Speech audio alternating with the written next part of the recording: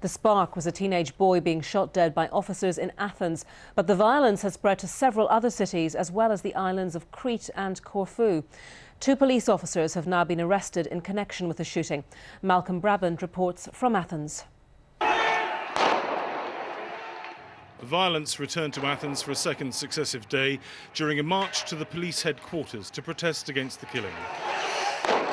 The demonstrators vented their anger on the police, but also on businesses lining the route. They torched a car dealership, and the fire at one stage trapped people in apartments in the upper floors. Riots in Greece are nothing new, but the strength and breadth of this violence has not been seen here for years. We've seen smoke canisters go off and the police running down our blocks towards to get to the source of the problem. Normally it is started by anarchists, and these guys are quite prevalent in my neighbourhood. I'm heavily guessing it's them because they're always looking for an excuse to kick things off. The rioters set fire to dozens of cars and wrecked banks and shops. Like most other countries, Greece is suffering from the credit crunch, and the attacks have left shopkeepers reeling. It's tragic, and the worst thing has happened just before Christmas.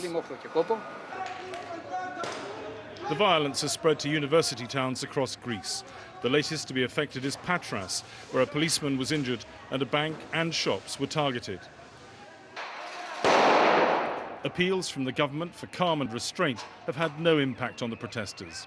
Ever since the dictatorship 40 years ago, many Greeks nurture contempt and even hatred for the police. The country is in uproar.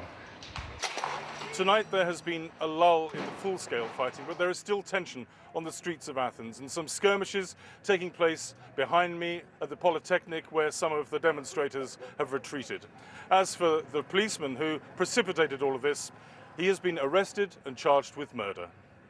Malcolm Brabant, BBC News in Athens.